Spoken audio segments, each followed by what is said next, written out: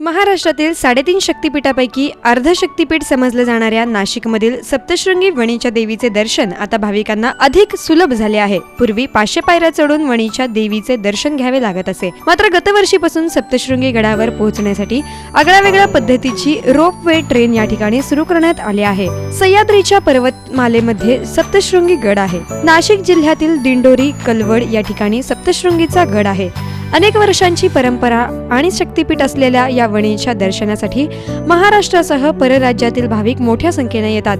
पूर्वी 500 पायऱ्या चढून दमछाक होत होती, आता देवस्थान ट्रस्टनं बीओटी तत्वावर थेट डोंगरावर आणि तेही मंदिराच्या दरवाजासमोर पोहोचण्यासाठी रोपवे ट्रेन सुरू केली आहे। अवघ्या 90 रुपयांमध्ये जाण्या येण्याचा आनंद बघताना लुटता येतो। ही ट्रेन खरोखरच नाविन्यपूर्ण आहे। 6 डबे, प्रत्येक डब्यात 10 प्रवासी, स्वच्छता, एसीची सुविधा आणि सुरक्षितता यामुळे ही ट्रेन वैशिष्ट्यपूर्ण ठरली आहे। एका वेळी 60 प्रवासी घेऊन जाणे आणि त्याच वेळी दुसऱ्या ट्रेननं 60 प्रवासी खाली आणणे असा दुहेरी मार्ग रोपवे प्रमाणे सुरू झाला आहे। 1.5 मिनिटात आपण मंदिरात पोहोचतो हे विशेष। पहा तर मग ही आगळीवेगळी डोंगरावर थेट जाणारी ट्रेन।